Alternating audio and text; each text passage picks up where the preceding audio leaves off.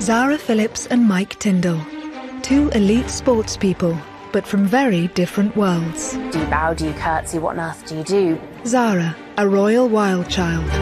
She moves in with this boyfriend, has a tumultuous relationship, which is up and down like a yo-yo, on and off like a dodgy light bulb. And Mike Tyndall, a rugby-loving Yorkshireman. It was in his blood from an early age. Started playing from the age of around 7. He was a regular lad. He was a bit of a joker. Their romance had intrigued the world. She's as down to earth and as normal as you possibly can be when you're born into one of the most dysfunctional and abnormal families in Britain. Would the prankster from the England team be able to curb his ways and toe the royal line?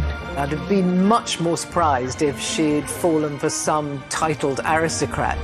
A down-to-earth royal couple like no other. Mike and Zara had vowed to make it the party to end all parties, and it certainly lived up to that billing. So have the royals' most unlikely couple succeeded where others have failed? They're accessible, they're down to earth, they're low-key, they live their own lives, they make their own decisions.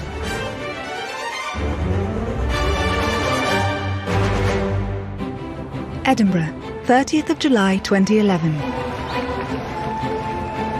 Zara Phillips ties the knot with former rugby union player Mike Tyndall.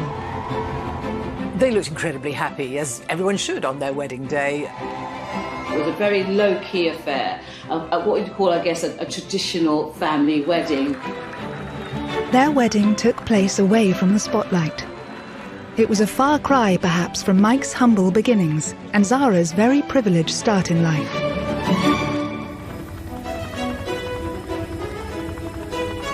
Zara was born on the 15th of May 1981. Good evening. Princess Anne tonight gave birth to a baby girl, a sister for Peter, who's now 3, and she's the Queen's first granddaughter. But whatever her name, she'll be 6th in line to the throne. From the outset, Zara would be different from the royals who had gone before. She was also the first granddaughter of a monarch to be born without a royal title. I think not having a title has really set Zara free, which is what her mother wanted. It means that she doesn't carry out any official royal duties. I mean, she's hardly royal at all. It's just a coincidence of birth, really. Despite Zara's lack of title, she was born a royal, and with that comes a bubble of wealth, pomp and public attention. Princess Anne wanted her children to have as normal an upbringing as she could give them. That meant shielding her from the pressures she was born into. Zara went to a local primary school.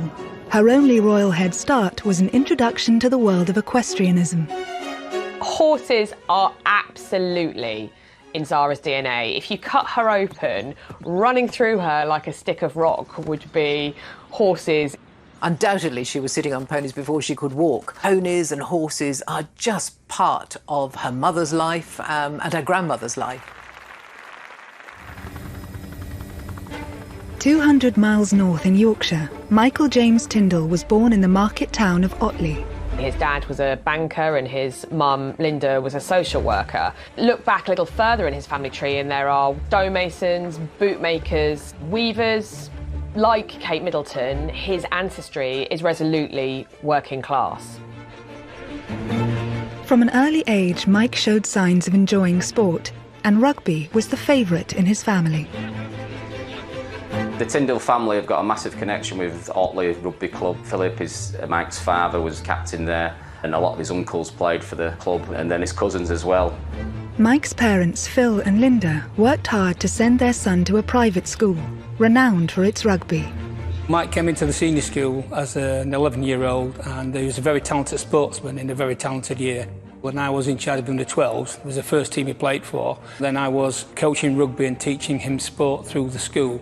And his maths teacher, Mr. Fitzsimons, remembers him well. Mike was quite a character. He could be a bit cheeky sometimes, even a bit naughty. He would have called me Sir or Mr. Fitz, or when he thought I wasn't listening, Fitzy. He was a regular lad. He was a bit of a joker. He used to tease me that I looked like Phil from EastEnders. I don't know if Mike would ever describe himself as a mathematician, but he used to work hard. It perhaps didn't come as easily to him as some of the other things he did in school. Aged just 13, Mike had his first encounter with royalty, when the Queen attended his school to present a trophy. Mike was actually at the school when the Queen came to visit in 1991 as part of the 400-year-old celebrations, but I very much doubt he would have expected to one day marry the Queen's granddaughter. Despite this brief introduction to the Queen, Mike was firmly focused on the sport he loved and becoming the best he could be. Mike was outstanding, and I often found myself having to substitute him so that we could give the other team the opportunity to play a little bit of rugby. Well, the other lads recognised it. He was a big, powerful, strong athlete and a very good rugby player. I remember watching our first Twickenham final as a school in 1995, and he came on as a replacement. He was only in year 11 and quite quickly went on this confident run with the ball, and I think that summed him up really. He wasn't fazed by the challenges that faced him, either in the maths classroom or on the rugby pitch. It was becoming clear Mike could go way further with his career and his talent than anyone could have dreamed of. He was snapped up by England schools, rugby, which meant that he was whisked off to Australia for a 7-week tour. I mean, what 18-year-old wouldn't grab that chance? And he did with both hands. I mean, he excelled. When Mike was leaving school in 1997, rugby was just turning professional, and he had the offer of a professional contract at Bath. He also had a place at university, and he really wasn't sure what to do. I think I remember saying to him, well, what have you got to lose? You know, go and give it a go. You can always go to uni next year. While Mike was making waves on the rugby field, there were rumours of an emerging talent in the equestrian world. Looking after horses is hard work, and Zara's experience gained at an early age had begun to pay off. In Pony Club, you don't just get to get on your horse, your pony, and enjoy the spoils of competitive glory. You have to be able to prove at every stage that you can do all of the work that's involved. You can't just have the glory of riding. So I think it really instilled a work ethic in Zara, which she maintains to this day. And I think that's what she got from her early life, and probably very good for her. But it was only at Burghley Horse Trials that people started to take her seriously.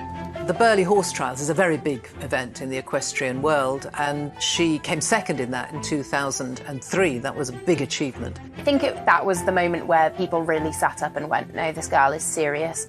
There are very, very, very good professional riders in this sport who will spend their entire career looking for a second place at Burghley, and she managed it. But Zara was struggling to keep her public and private lives separate. Royal rebel Zara Phillips is in trouble again after brawling with her boyfriend in public.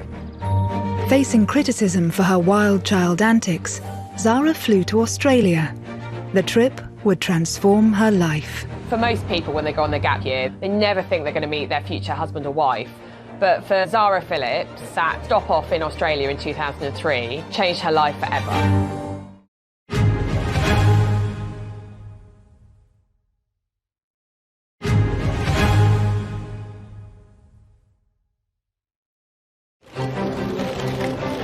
In the winter of 2003, Zara Tindall fled from the prying eyes of the British media to Australia. In 2003, Zara was doing what a lot of women in their early 20s were doing. She was on a gap year. A stormy 4-year relationship with ex-partner Richard Johnson had caused both her and the royal family some difficult moments. Her relationship with her previous serious boyfriend, jockey Richard Johnson, was described as fiery and turbulent. There were suggestions that the couple sometimes were a bit overly physical with one another. Royal rebel Zara Phillips is in trouble again after brawling with her boyfriend in public.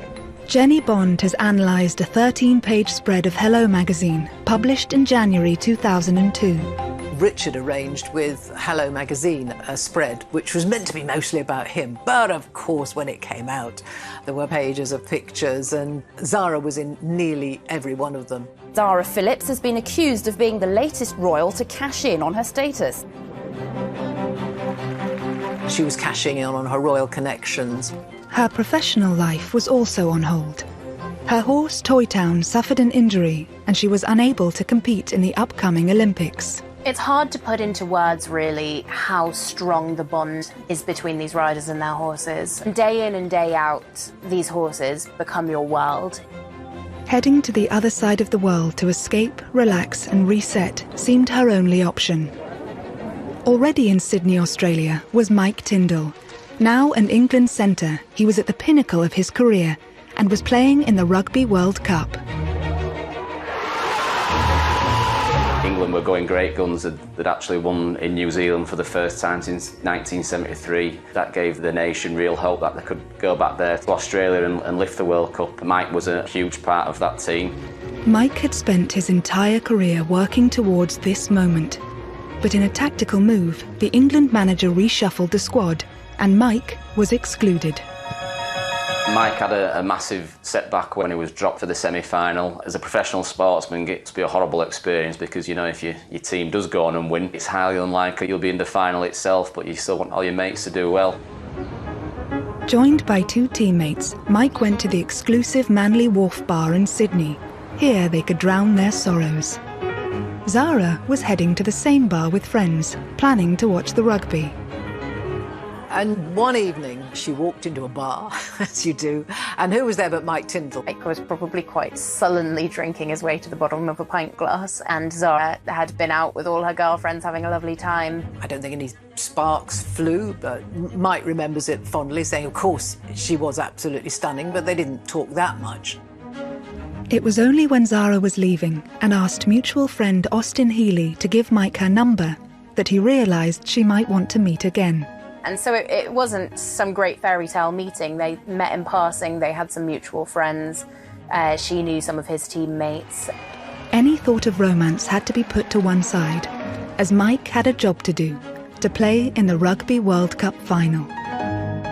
It's funny how all that happened in the same short space of time, getting Zara's phone number and the same time that he's drowning his sorrows after being dropped from the England semi-final. As a professional sportsman, I'm sure it might have not been the first thing on his mind. I think getting back in the team would have been paramount to him, but obviously that was something that was there in the background. Sydney, the 22nd of November 2003, the day of the Rugby World Cup final.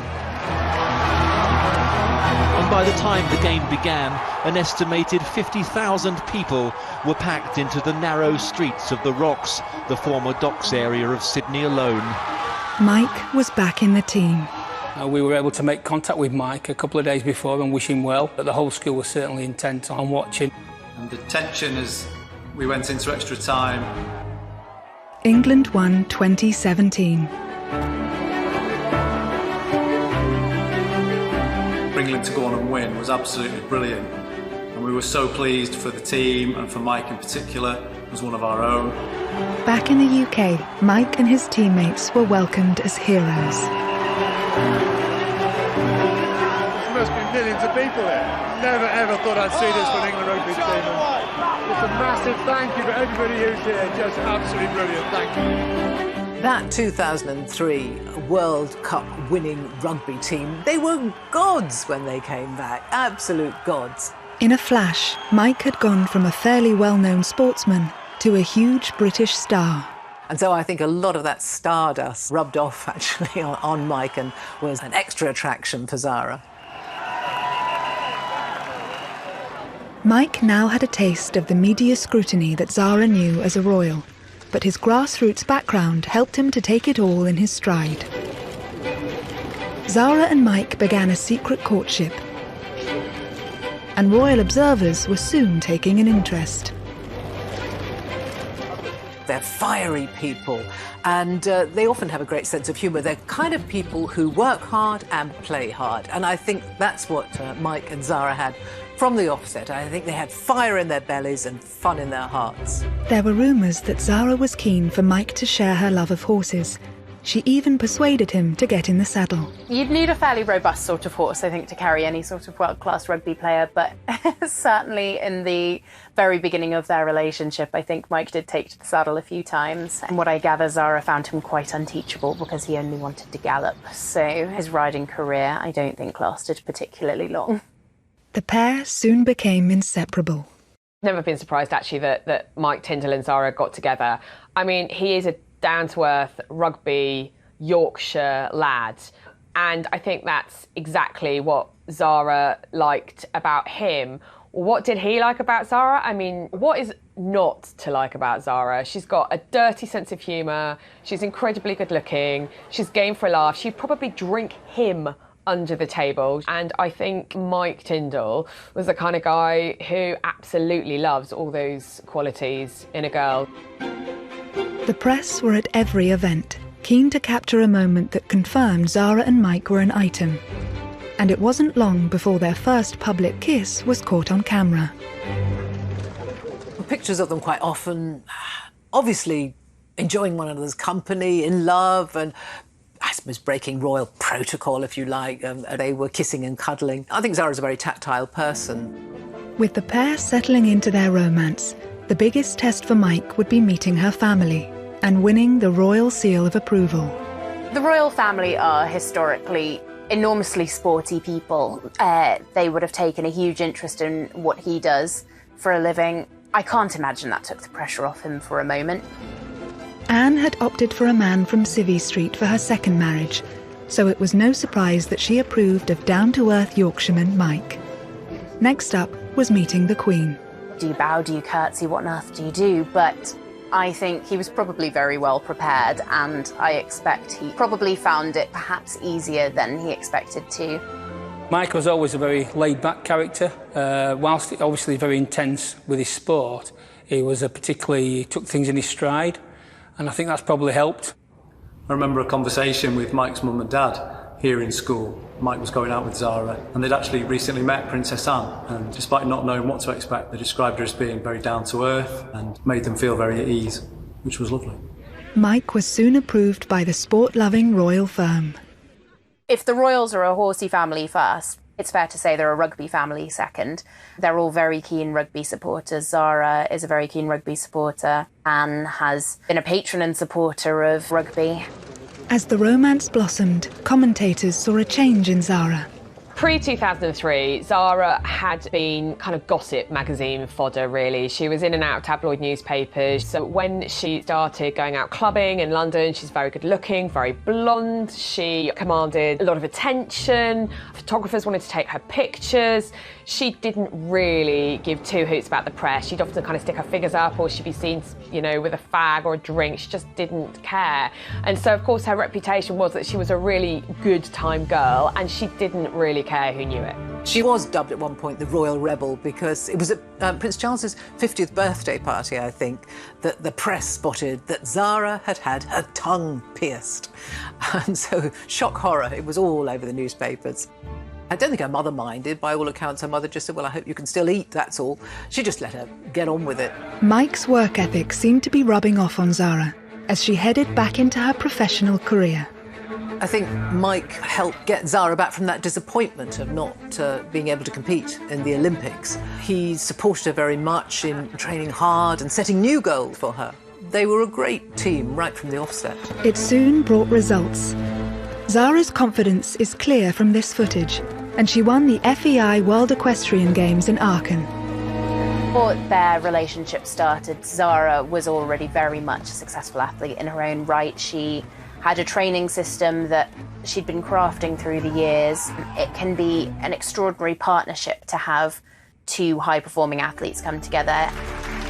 That was demonstrated perfectly at the Sports Personality of the Year. The BBC Sports Personality of the Year for 2006 is Zara Phillips. Where Mike's pride for Zara was clear, in the midst of leading figures from the sporting world. I don't know if many boyfriends could be convinced to be at every single event every weekend, but certainly Mike's been able to support Zara through the competitions where the pressure's on and it really matters. By the time Mike's major games came along in the peak of his career, Zara's horses were turned out in a field for the winter and enjoying their holidays. Mike was now very much part of the royal family. Mike and Zara just seem solid. I think there is obviously a huge amount of love in their relationship. If you watch their body language, they're always smiling, they're very tactile, they're very warm, they seem comfortable in their own skin and they seem comfortable together.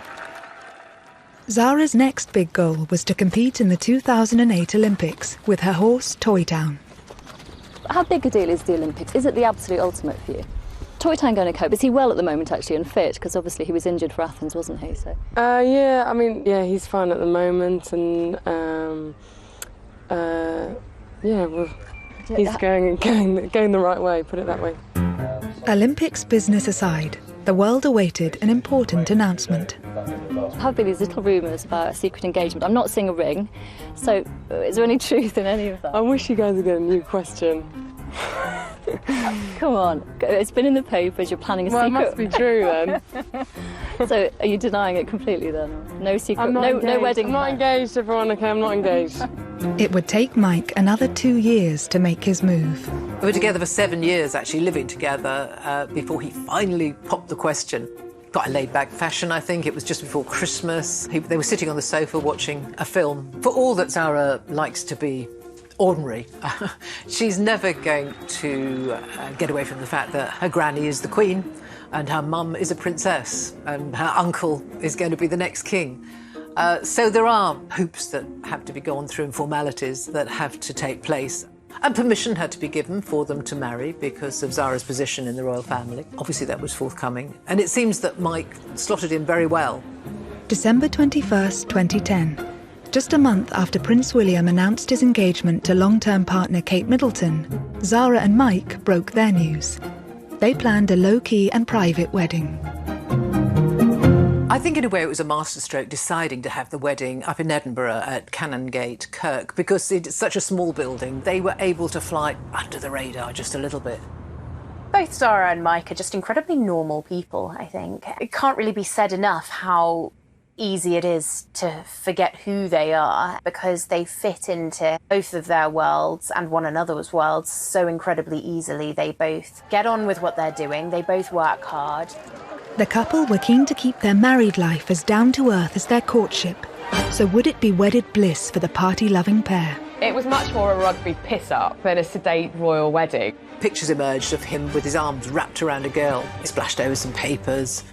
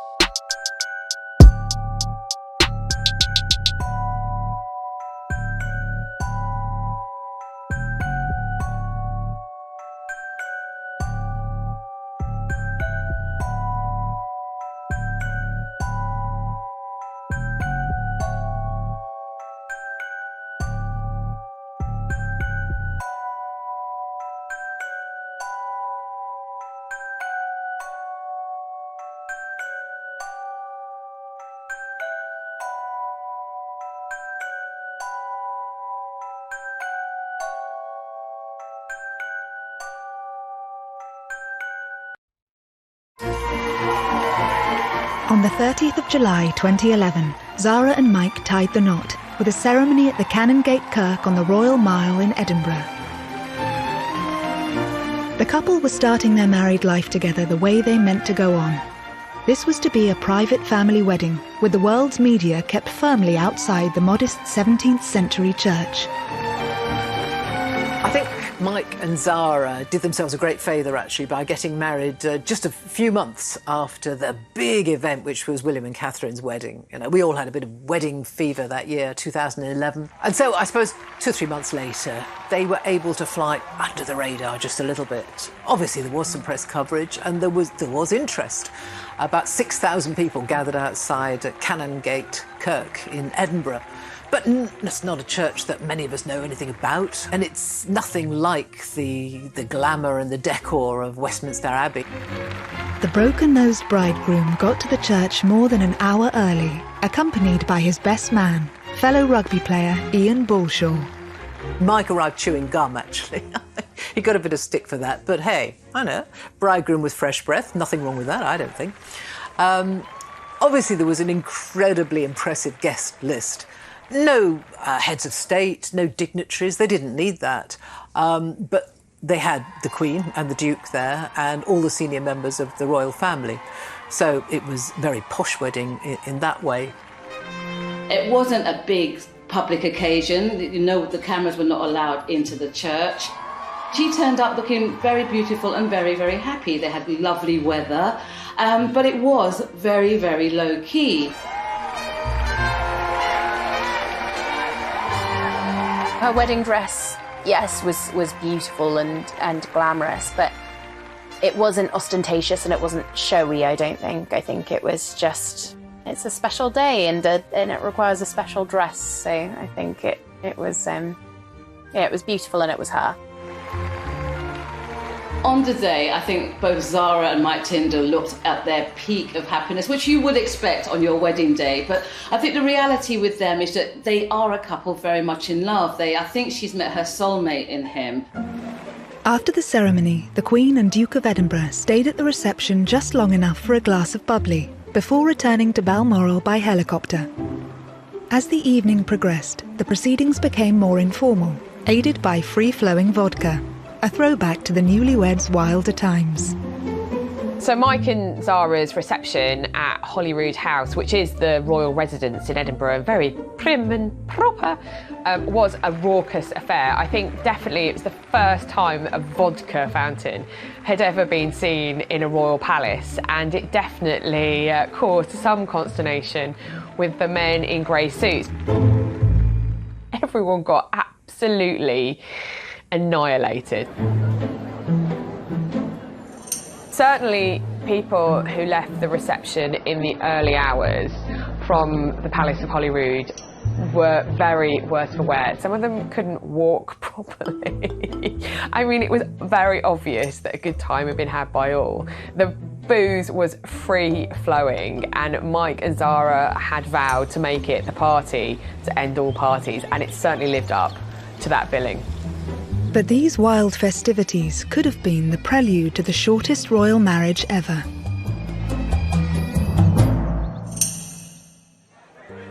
Just 6 weeks after the wedding, the bridegroom was caught on CCTV with old flame Jessica Palmer in a bar in New Zealand after England had beaten Argentina in the Rugby World Cup.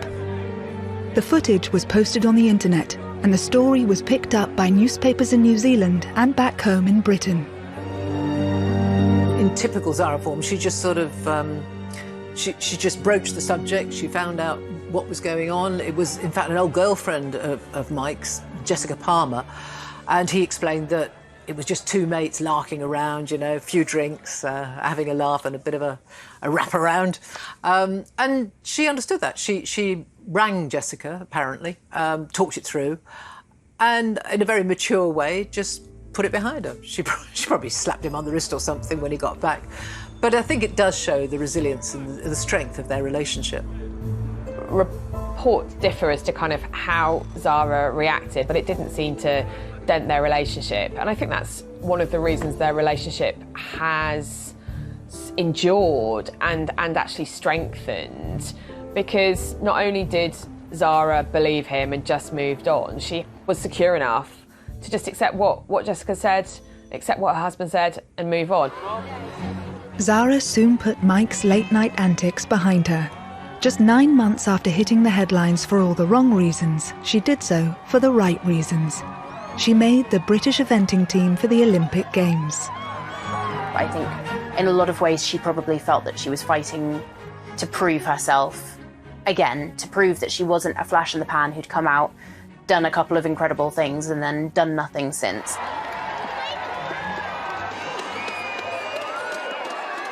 Zara's greatest success to date, and she may well go on to have other great successes, was in the 2012 home Olympics, the London Olympics.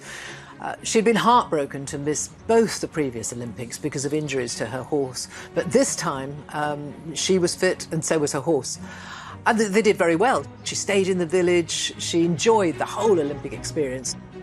And a very exciting time for you, this. Yeah, I'm very happy to be part of it and, you know, hope we can, all 5 of us can do an awesome job. She came 8th in the individual, but in the team sport, the eventing, they won silver medal. Can you hold them up then? Can we have a look? Yeah, just a big hooray! Cheesy grins! Yay!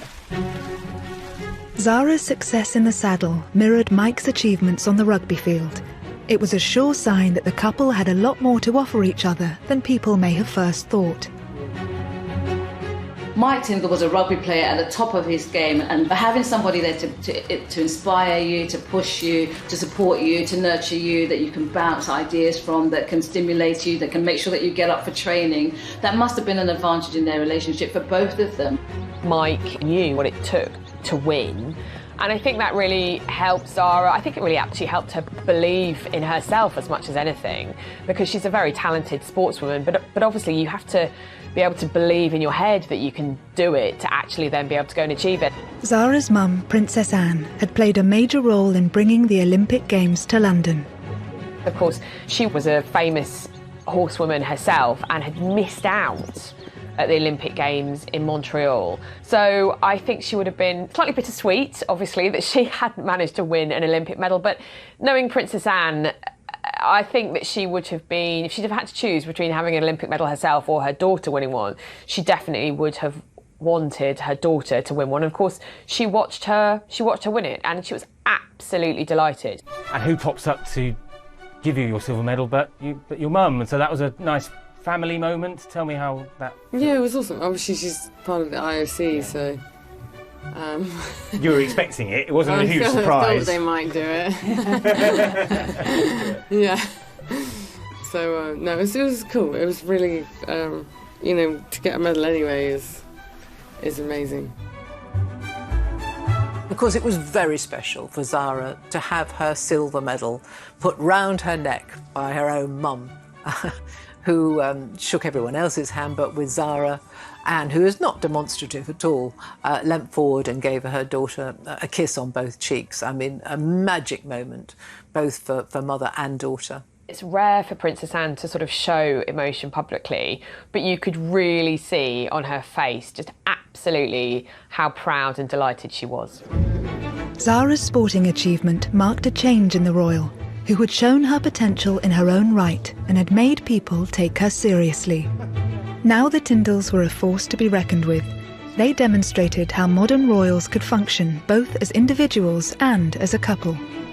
Zara and Mike Tindall are a good example of a modern royal couple. I mean, they're accessible, they're low-key, they live their own lives, they make their own decisions. They're not part of the royal family in that we don't pay for them, so I guess the press and the public have less expectations of them. They can do what they want and we let them get on with it. The thing about Mike and Zara is that they're very practical, very accessible, very tactile. They are the most normal and delightful couple. So I suppose that gives you a more human face of royalty, if you like. The pair have always been keen to do their own thing, and that means paying their own way. After Zara's ill-fated hello shoot with her ex-partner, she's been careful to make sure that their means of funding their lifestyles flies under the radar. Their sponsorship deals are carefully crafted to enhance brand Tindall. Zara is making the most out of being seen as the embodiment of country life. I think for brands like Land Rover and Rolex and the clothing brand Musto with which Zara works, she is absolutely manna from heaven, because not only is there kind of the royal cachet, but also she's a very kind of quintessential Brit. And that essence of Britishness and what it means to be British and the countryside and the horse riding and the slightly posh, slowly pony, it means that she is marketable around the world. Zara's always been quite savvy with how she's worked with companies, and she does represent quite a unique asset because, of course, she's a very successful rider, she's a beautiful woman, and she's a royal. I want a new instructor, please. He's rubbish. She's had a long-standing partnership with Land Rover, who have a history of supporting eventing, and so she's able to keep the boat afloat using sponsorships in much the same way that other riders do. It's a fact of life in the business. There is nobody paying the bills just for somebody riding and winning. Prize money is minimal in our sport, and so being creative with business partnerships is what pays the bills at the end of the day. As part of her deal with Land Rover, Zara featured in an advert wearing a mud-splattered white evening gown and stilettos. She just looked like a supermodel. She was, perfect endorsement. She looked glamorous, she looked aspirational, you can see why she would appeal to so many brands. I thought that was a very clever advert because it sums up her appeal. She's not precious, she doesn't stand on ceremony, even when dressed in a ball gown she doesn't care if she gets it dirty, it's fine, that's what dry cleaners are for. She's as normal as you possibly can be when you're born into one of the most dysfunctional and abnormal families in Britain.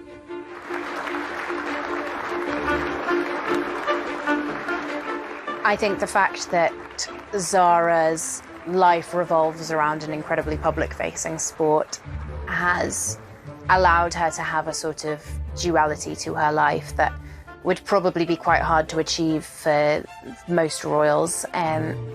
She's, I would say, a career woman first and a royal second. She doesn't make a song and dance about the fact that she's a royal.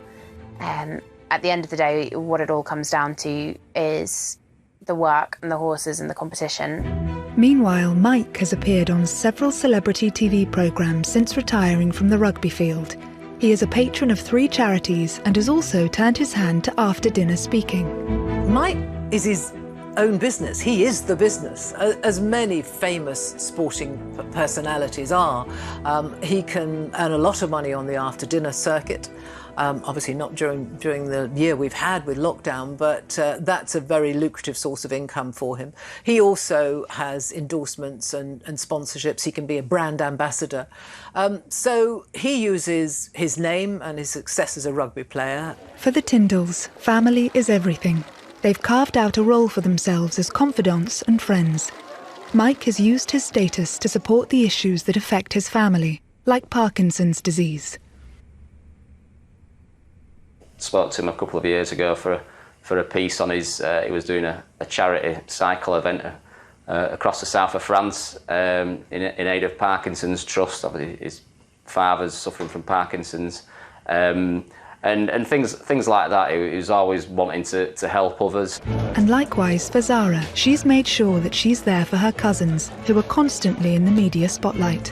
Although Zara's not a working royal, she's still a senior member, really, of the royal family, and her relationship with the future King William is very close, and that closeness was really signified when William made Zara godmother to Prince George. It's a very close relationship. I mean, they're very close in age. They've got an awful lot in common. They've got the same granny. So she's very close to her cousins.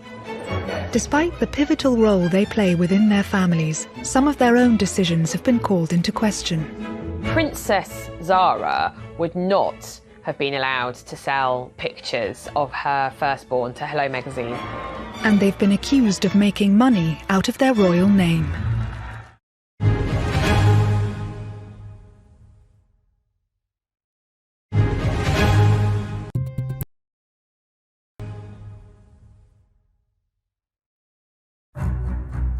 Life has been good for the Tyndalls. They've made a decent living and settled on the Gatcombe Park estate, close to Zara's mum, Princess Anne. They soon started a family, but eyebrows were raised when the couple sold highly personal photos of the Queen's great-granddaughter, Mia Grace, to the same magazine that upset the royal household last time Zara was featured.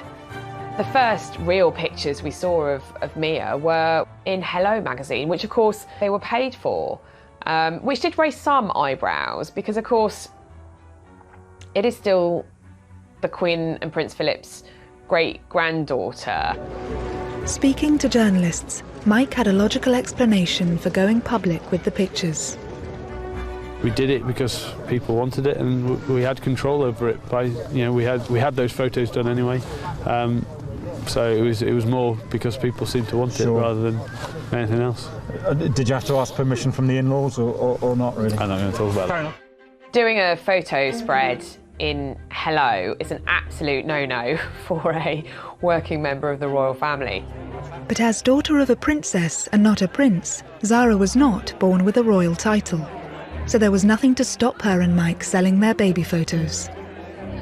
They took the criticism in their stride and refused to be drawn on it further. Before long, interest in the accusations died down, and Zara and Mike adapted well to combining parenthood with their busy careers. But life was about to get more difficult for them both.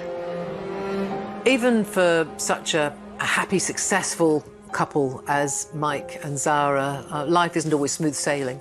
And they had the tragedy of 2 miscarriages, actually, between their two daughters. The first was quite late on, actually, and Zara had to go through with the birth, which must have been terrible. And of course, everyone knew she was pregnant by that stage. So it was very, very distressing.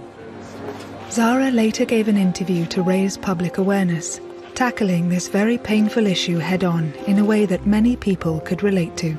I thought it was incredibly brave that she talked about it, actually. And I think it really does help other women, other men, when people in the public eye talk about those very distressing, those very difficult experiences. Zara and Mike were lauded for their honesty, and the couple seemed to draw strength from each other. It wasn't long before they were able to announce the happy news that Zara was pregnant again. She and Mike attended Harry and Meghan's wedding in 2018, just weeks before the birth. They hit the headlines simply by being at the service. It was quite funny watching Zara sitting on the very hard pews in St George's Chapel at Windsor Castle. You could tell that she was so uncomfortable. It was quite hot. Mike was fanning her with the order of service. And when Bishop Curry, the American preacher, was kind of firestone and ashes and brimstone in the pulpit delivering his sermon, she was desperately trying not to laugh. Zara and Mike's second daughter, Lena Elizabeth, was born on the 18th of June 2018, and the pair share parenting duties. I think Mike is quite a hands-on dad. He'll look after the kids while Zara goes out and does the mucking out the stables and gets the horses fed and watered. So he's a modern dad in that way.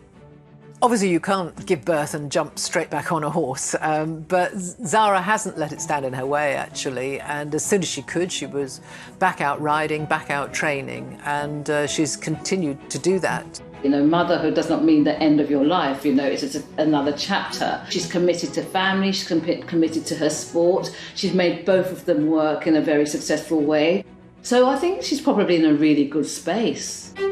With his after-dinner speaking engagements currently on hold due to COVID, Mike has been providing a refreshing insight into family life. Whether it's posting a selfie on Instagram after his face was painted by Mia, or talking on the chatty podcast The Good, the Bad and the Rugby, which he co-hosts, he is opening up in an unprecedented and unroyal way about his and Zara's personal life. It's been a good week for me. I had a little scan last week, third Tyndall on its way. I'd like a boy this time. I've got 2 girls. I would like a boy, but I will love it whether it's a boy or a girl, but please be a boy. It was a far cry from the more formal announcements made by more senior royals. A few months later, Mike's wish came true. Zara gave birth to a baby boy, in rather dramatic circumstances. Baby Lucas arrived so quickly, there wasn't time for Mike and Zara to get to hospital. On the Saturday night, Zara had started suffering some contractions, and the plan had been for her to give birth in the local birthing centre where Lena had been born. Again, Mike turned to his rugby podcast to share the very personal details of his son's rather rapid arrival. Sunday got even better because a little baby boy arrived at my house. Arrived very quickly, didn't make it to hospital, on the bathroom floor. You're kidding me! Start up. So yeah, it was run into the gym, get a mat, get into the bathroom, get the mat on the floor, towels down, brace, brace, brace. I think Mike Tindall has ended up being an asset to the royal family in that he's a connection to, I guess, us. You know, he's normal, he's authentic, he has a great sense of humour, he's a solid father. He loves Zara, he loves their family. He's made them a very modern family. With the arrival of baby Lucas, possibly there might be another rugby player in the family. Maybe he'll be the one who gets to run out at Otley eventually. But yeah, I imagine that at some point he'll be getting the rugby bug. Mike must be elated because he finally gets the boy that he wanted, and that, there's no doubt, being a rugby player, you can imagine that that kid will be out on the pitch, on the field with his dad, having a great time. In typical Mike Tindall style, he had joked that he would call the baby a COVID name like Covey or Covina, born during the time of COVID. But in the end, he and Zara chose very normal names, Lucas Philip Tindall, for the little baby. And of course, Philip was a rather charming nod to both Prince Philip, Zara's grandfather, and Mike's father, who is also called Philip. Naming their baby after close relatives from both their families is just another sign of how well Zara and Mike work together. They just strike me as people that love each other, are comfortable in their own skins, and are good for each other, I guess. The idea of a royal finding love in Otley is the stuff of fairy tales. I think Zara needed a big, strong character just like Mike, and someone who shared her passion for sport. And while the pair have proved they are by no means perfect, they've ensured the longevity of the young royals for another chapter. I think they're an incredibly likeable couple. You see them joking around together, very tactile, always a hand on his arm or his arm around her. They seem genuinely a lovely couple to be around, and really, really good fun.